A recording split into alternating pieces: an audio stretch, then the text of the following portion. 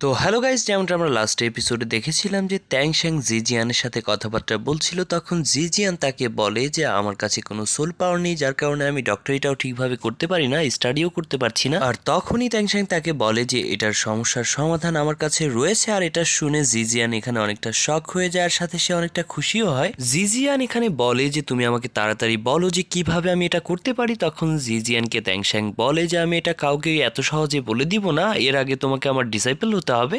যেহেতু জিজিয়ান ত্যাংশ্যাং এর উপর আগে থেকে অনেক প্রভাবিত ছিল, এজন্য সে তার ডিসাইপল হতে রাজি হয়ে যায়, সে তার স্টুডেন্ট হয়ে যায়। এখানে জিজিয়ানকে ত্যাংসেক্টের একজন মেম্বার হিসাবে ঘোষণা করে দেওয়া হয়। তারপর ত্যাংশ্যাং জিজিয়ানকে একটা হার্বস দেখায় যেটি সে ফায়ার লেক থেকে নিয়ে এসেছিল, আর সেটি তাকে দেয়। আর জিজিয়ানকে বলে যে এটি হলো জেনজিং হার্বস, আর এটার ক্ষমতা অনেক বেশি, এটি 10,000 বছরেরও পুরনো হার্বস। আর তারপর তার সেটিকে সে অ্যাবজর্ব করতে বলে, মানে খেতেই বলে। আর এখানে যে আমি খাওয়াটা উল্লেখ করলাম, এটা বোঝার স্বার্থে, খাওয়া মানে বলতে গেলে অ্যাবজর্ব কিভাবে বোঝাবো, এটা হচ্ছে ভেতরের যে শক্তি আছে সেটা নিজের মধ্যে নেয়া। তারপর আমরা দেখতে পারি জিজিয়ান এখানে কালটিভেট করতে থাকে, সেটির শক্তি সে অ্যাবজর্ব করতে থাকে। তারপর হঠাৎ করেই দেখা যায় তার মধ্যে সোল পাওয়ার চলে আসে, আর যার জন্য সে অনেক বেশি পরিমাণে খুশি হয়ে যায়, যেটার জন্য সে সারা জীবন ধরে কষ্ট পেয়েছে যে তার কাছে কোনো সোল পাওয়ার নেই, যার কারণে সে কখনো কালটিভেটও করতে পারেনি, যার কারণে সে কোনো বড় ডাক্তারও হতে পারেনি। তবে ত্যাংশ্যাং এর কারণে এখন সে চাইলে কালটিভেট করে একজন সোল ল্যান্ড মাস্টারও হতে পারে। আর এগুলো বলতে বলতে তার সামনের দিকে এগিয়ে যাচ্ছে। ত্যাংশ্যাং জিজিয়ানের সাথে এখানে অনেক ধরনের কথাবার্তাই বলছিল, তখন সে জানতে পারে এই আইল্যান্ডের বস হলো একটি লেডি, মানে এই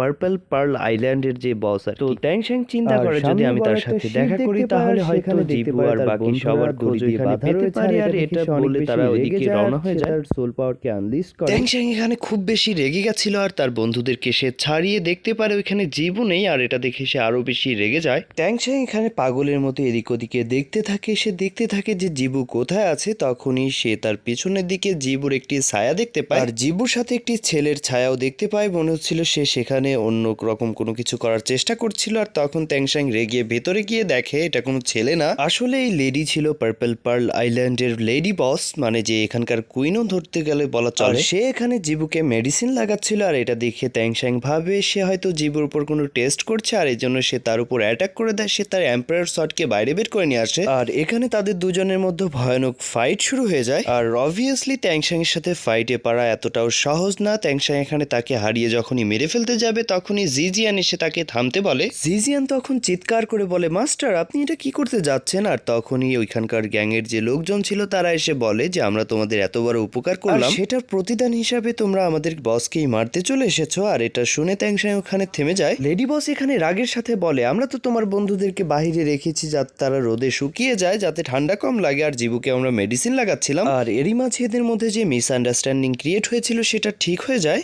এরপর আমরা দেখতে পারি ত্যাংশ্যাং তার কাছ থেকে একটি সানকোর বাইরে বের করে নেয়, আর তাদের সবার সামনে নিয়ে গিয়ে সেটাকে সেট আপ করে দেয়, যার কারণে মোটু আর বাকি সবাই ওখানে ঠিক হতে থাকে। এর সাথে মোটু এখানে সব ঘটনা তাদেরকে খুলে বলে যে কালকে রাত্রে আমরা যখন আলাদা আলাদা হয়ে পড়ে গেছিলাম ওশানের মধ্যে, তখন আমাদের সামনে 1000 বছরের পুরনো একটি সোল বিস্ট চলে আসে। আমরা যদিও অনেক দুর্বল ছিলাম, তবু আমরা সেই সোল বিস্টের উপর কাউন্টার অ্যাটাক করে দিই, কিন্তু যেহেতু ওইটি একটি আইস পাইথন ছিল তখন আমরা তাকে মেরে ফেলি, আর তার কারণে তার এনার্জি চারিদিকে ছড়িয়ে যায়, যার কারণে আমরা সবাই ওইখানে ঠান্ডায় জমে গিয়ে বেহুশ হয়ে গেছিলাম। এর সাথে মোটু আরো বলে যে আমার ফায়ারও সেই আইসকে কাউন্টার করতে পারেনি। আর তারপর আমরা ভেসে ভেসে এই আইল্যান্ডে চলে আসি, আর এখানে আসার পরে এই লেডি বস আমাদেরকে বাঁচিয়েছে। ফাইনালি এই সব কিছু শোনার পরে ত্যাংশ্যাং সেই লেডি বসের কাছে ক্ষমা চায়, বলে আমাকে মাফ করবেন, আমি বুঝতে পারিনি। আর তখন সে জিবুর কাছে যেতে চায়, কিন্তু ওই লেডি বস জিবুর কাছে ত্যাংশ্যাংকে যেতে দেয় না। সে তাকে বলে তুমি এই জিবুর ফেয়ন্সি, কিন্তু তুমি তাকে রক্ষা করতে পারোনি, তোমার মধ্যে এতটাও অ্যাবিলিটি নেই, তুমি জিবুর যোগ্য নও। আর এইসব কথা বলে ত্যাংশ্যাংকে আরো কিছু বলতে থাকে। তখন ত্যাংশ্যাং অনেকটা উদাস হয়ে যায়, সে মনে মনে ভাবে হ্যাঁ সে ঠিকই বলেছে। কিন্তু তখনই ত্যাংশ্যাং লেডি বসকে বলে আমি তাকে প্রোটেক্ট করার জন্য সবসময় প্রস্তুত আছি, আমার জীবনের বিনিময় হলেও আমি তাকে সবসময় প্রোটেক্ট করব। কিন্তু লেডি বস এটিকে মানতে চায় না। তখন তাদের দুজনের মধ্যে একটি শর্ত লাগে যে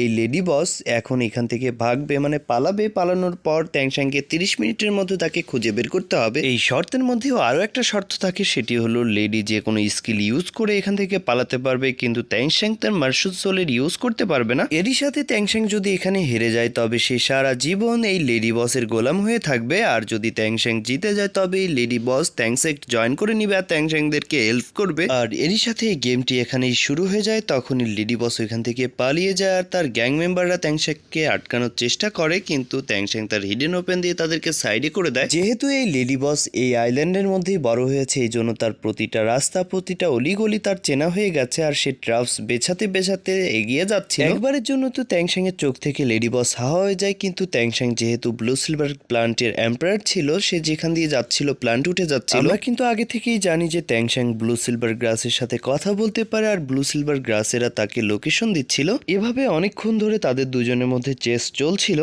যেহেতু ব্লু সিলভার গ্রাস ট্যাংশাংকে লোকেশন দিচ্ছিল যে এখানে এখানে রয়েছে, তখন ট্যাংশাং সেটিকে ফলো করে সে তাকে ধরে ফেলে, কিন্তু তখন আমরা দেখতে পারি এটি লেডি বসের ডাবল ছিল, মানে ওই লেডি বসের ডুপ্লিকেট ভার্সন। তখনই আমরা জানতে পারি যে লেডি বস তো এখানে নাই, সে তো অন্যদিকে চলে গেছে, সে সমুদ্রে ঝাঁপ দিতে যাচ্ছে। অবশ্যই মরার জন্য ঝাঁপ দিতে যাচ্ছে না, সে ঝাঁপ দিতে যাচ্ছে কারণ সেখানে তার শক্তি আরো কয়েক গুণ বেড়ে যায়। কিন্তু যেহেতু ট্যাংশাং এখন সেই আসল লেডি বসের ঠিকানা জেনে গেছে, মানে লোকেশন জেনে গেছে, জন্য সে তার কাছে দ্রুত রওনা হয় আর তাকে দেখে নেয়। লেডি বস এখানে সমুদ্রে ঝাঁপ দিতেই যাচ্ছিল, কিন্তু ট্যাংশাং তখনই তার উপর অ্যাটাক করে দেওয়ার সাথে তার প্রিজন ট্রেজারকে ইউজ করে তাকে ট্রেজারের মধ্যে বন্দি করে ফেলে। আর এখানে আধা ঘন্টা হতে এখনো অনেক টাইম বাকি ছিল, এই জন্য ট্যাংশাং এখানে জিতে যায়। এরপর সিনে আমরা দেখতে পারি ট্যাংশাং জাহাজের মধ্যে ফিরে এসেছে, আর সেখানে এসে সে লেডি বসকে মুক্ত করে দেয়। আর বাই দ্য ওয়ে লেডি বস কিন্তু অনেক সুন্দর, জানি না একটু চুলটা বড় থাকলে মনে হয় আরও বেশি সুন্দর লাগতো। আমি কিন্তু কিছু বলি নাই। এরপর আমরা দেখতে পারি লেডি বস ট্যাংশাংয়ের ট্যাঙ্ক সেক্টে জয়েন হয়ে যায়, এরই সাথে সবাই এখানে তাকে গ্রিট করে, মানে ট্যাংশাংকে, যেহেতু সে তাদের মাস্টার হয়ে গেছে। ট্যাংশাংয়ের কাছে এখন পার্পল পার্ল আইল্যান্ডের 2000 পাইরেটসের সৈন্য রয়েছে, যার কারণে ট্যাংশাং এখানে অনেকটাই স্ট্রং। এরপরে আমরা দেখতে পারি লেডি বস ট্যাংশাংয়ের কাছে আসে আর বলে, আমি তোমার কাছে হেরে গেছি, এটা আমি একসেপ্ট করে নিলাম। এটা বলে সে ট্যাংশাংয়ের দিকে এগিয়ে যায় আর তাকে একটা কিস করে দেয়। তখন আমরা দেখতে পারি যে ট্যাংশাং তার ছুরিকে আগে রেখে দিয়েছিল, যার কারণে কিসটি মিস হয়ে যায়। বেচারা আমাদের হিরোর ইজ্জত একটুর জন্য বেঁচে গেছে ভাই, আর আমি যেটারে ভালো বলবো যে এটা একটু ভালো ভাই, ওইটাই লাস্টে গিয়ে লুচ্চা বের হয়।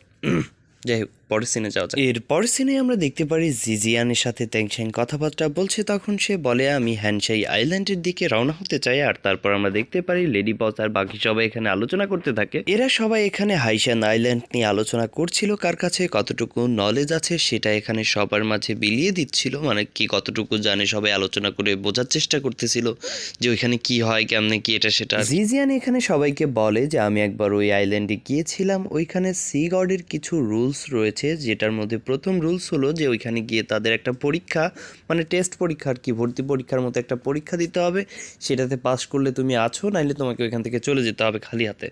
আর যেহেতু তার কাছে কোনো সোল পাওয়ার ছিল না, এই জন্য সে সেই টেস্টে পাস করতে পারেনি। তারপর তো জিজিয়ান ওইখান থেকে চলে এসেছিল, কিন্তু সে কিছু ইনফরমেশন এখানে আমাদেরকে জানায় যে হাইশান আইল্যান্ডের যে গড রয়েছে, মানে সি গড, তাকে সবাই পূজা করে, আর বিশেষ করে সমুদ্রের যত সব প্রাণীর সোল আছে তারা সবাই হাইশান আইল্যান্ডকে পূজা করে। আমার মনে হয় হাইশান আইল্যান্ডকে পূজা করা মানে সি গডকে পূজা করাই বোঝানো হয়েছে। এখানে জিজিয়ান ট্যাংশাংকে আরো বলে, বেশিরভাগ সোলল্যান্ড মাস্টাররাই যখন ওইখানে যায় তখন সেখানে গিয়ে তারা ট্রেনিং তো করে, কিন্তু কখনোই ফিরে আসে না, হয়তো তারা মারা যায়। এই জন্য সে ট্যাংশাংকে ওইখানে যেতে নিষেধ করে, কিন্তু ট্যাংশাং তার মানে তার কথা তো তার কথাই, তারা রওনা দিয়ে দেয় ওই লেডির শিপে করে হাইশান আইল্যান্ডে যাওয়ার উদ্দেশ্যে। এভাবেই লেডি বসের শিপের উপর সফর করতে করতে তাদের অনেক দিন হয়ে যায়, আর তারা প্রায় কাছাকাছি চলে আসে, কিন্তু লেডি বস তখন বলে, আমি এর আগে আর যেতে পারবো না, কারণ সামনে অনেক ওয়েল সোল বিস্ট রয়েছে, আর যেটি থেকে আমার শিপ বাঁচতে পারবে না, আর এই জন্য তোমরা তোমাদেরটা দেখে নাও। তখন ট্যাংশাং তার ডিসাইপল জিজিয়ান আর বাকি সবাইকে বিদায় দিয়ে ওইখান থেকে তার অকশনে কেনা সেই বোর্ডটি নিয়ে বাইরে বেরিয়ে পড়ে সেই আইল্যান্ডের উদ্দেশ্যে। আইল্যান্ডটি সামনেই ছিল। তারা যখন সামনের দিকে এগিয়ে যাচ্ছিল তখন তারা দেখতে পারে সামনে অনেক ওয়েল সোল বিস্ট রয়েছে, আর এই জন্য ট্যাংশাং তার প্রিজন ট্রেজার দিয়ে তাদের শিপটিকে অদৃশ্য করে দেয়, যার কারণে তারা তাকে দেখতে পারে না। এরপর ফাইনালি এতটা দীর্ঘ